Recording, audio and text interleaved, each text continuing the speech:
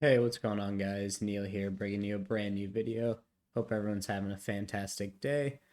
Today, I just wanted to make a video covering some big market events in the crypto industry, that being UST and Luna, as well as Coinbase and their earnings and the drama that came with that. So, to start, we're going to talk about how UST lost its peg. So, it's supposed to be an algorithmic stablecoin that was supposed to be pegged to the dollar, plummeted below as low as 26 cents. Its sister token, which is supposed to back the stablecoin, has lost 96% of its value in the past 7 days. And Do Kwon just released a last ditch effort to return UST to its $1 peg. So basically, what happened here is, without getting into too much detail in this article, is supposed to be UST is supposed to be an algorithmic stablecoin. It's uses a complex system of minting and burning tokens to adjust the supply and stabilize prices. UST's prices crumbled under the pressure of a sell-off in cryptocurrencies, resulting in further panic in the market. So essentially, what happened? Obviously, there's a lot of theories and conspiracies going out as who, led this charge to make UST to start losing its peg and causing more panic. But essentially, what happened, regardless of knowing what players were involved, is there was a lower demand for UST on Anchor, which UST is heavily reliant on Anchor for the demand of UST due to its staking protocol. So what happens is UST goes way below the peg, goes to, let's say, about 90 cents, right? Or 95 cents. When people see that, people started selling a ton on Curve, and what that leads to is more panic, and that's going to cause the price to be pegged even lower and lower. So basically, this happened over the past, let's say, 72 hours, and in this time, Luna's down almost 99%. UST's down an absurd amount, right? And it's recovered and then come back down, and it's been extremely volatile. And this is just something to keep an eye on, as now people are going to be losing faith in stablecoins that are not backed by the dollar, especially algorithmic stablecoins. I definitely don't think this is the end for them, or maybe not even Luna, but it's something to keep an eye on, and people are not going to have high faith in these types of projects going forward, considering Luna was and UST had such a large market cap and such a big following.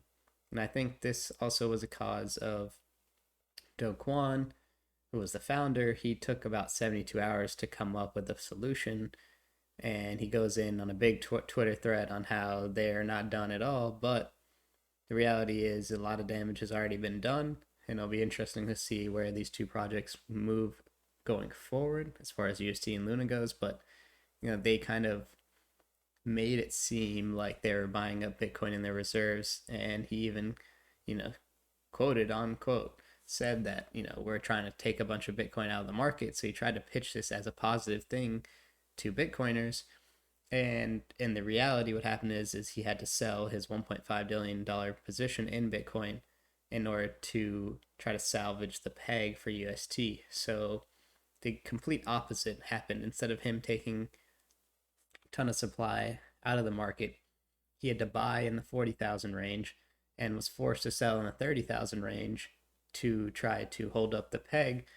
Therefore, an institution's dumping, thousands of coins, billions of dollars worth of coins, which is obviously going to be negative for the market. So this is definitely not positive. People put a lot of faith into him in this project. So definitely keep your eye out when it comes to investing in crypto. Do your own research and understand the risk that comes with projects like this. So let's talk about Coinbase. So a lot of things going on right now as we're in a very negative market. On top of all this, obviously that caused a lot of panic in the overall crypto. So that caused, Bitcoin to go down to about 29,000, which we'll jump into the charts here in a second. On top of that, Coinbase had negative earnings, so they missed on earnings, and then more panic has ensued as the new language points out that customers could be treated as general unsecured creditors if there ever to be such proceedings. Basically meaning, in this filing, that he's claiming that they were forced to do this filing and that Coinbase is in no danger of bankruptcy. But if bankruptcy were to happen, the reality is that you would be considered an unsecured creditor and they would have hold custody on behalf of the customers. So you would lose to essentially all your crypto that's holding on that exchange. And this goes for really any exchange. In the case of a bankruptcy, there's no FDIC insurance.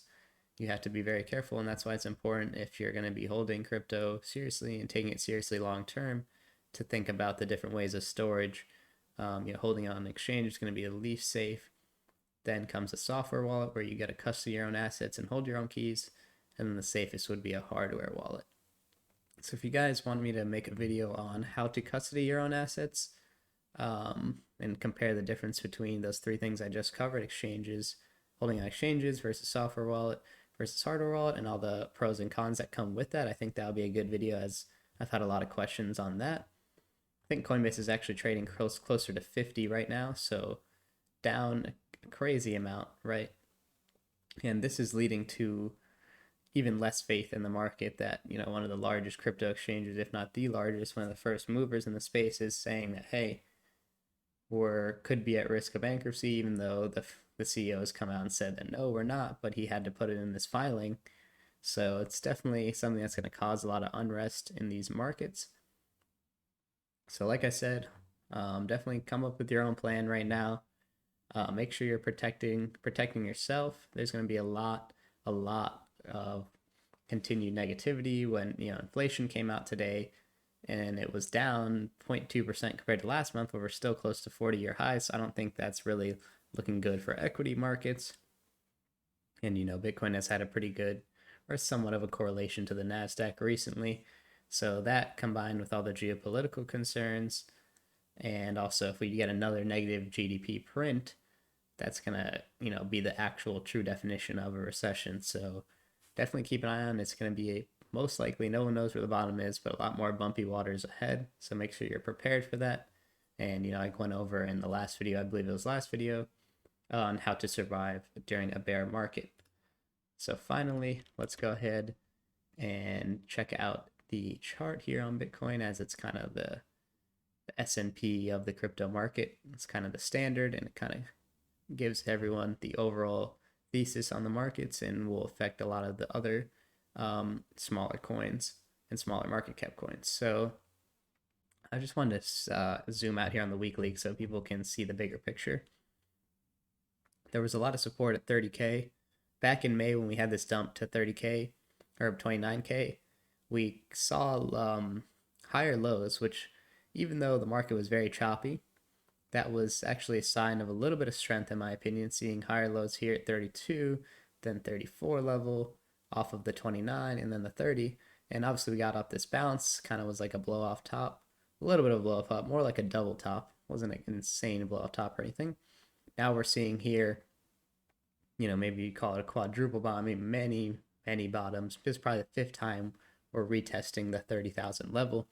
And if we drop below the previous resistance or support, here at about 28.5K, if you zoom out here, it doesn't look like there's much support anywhere all the way down until 20K. So if 28.5K breaks, I think look to see in this 20 to 25K range. Could be a great place to accumulate, or obviously we could go even lower. Bitcoin typically goes through 85% corrections, so that would put Bitcoin, I think, somewhere in the 10 to 15K range. So obviously there's a lot of panic, and these can be scary times when it comes to investing and going long as an investor, but the best thing to do is have a long-term outlook, come up with a plan to buy quality assets on a discount, and stay calm. That's the number one thing to do, is have a plan and stay calm.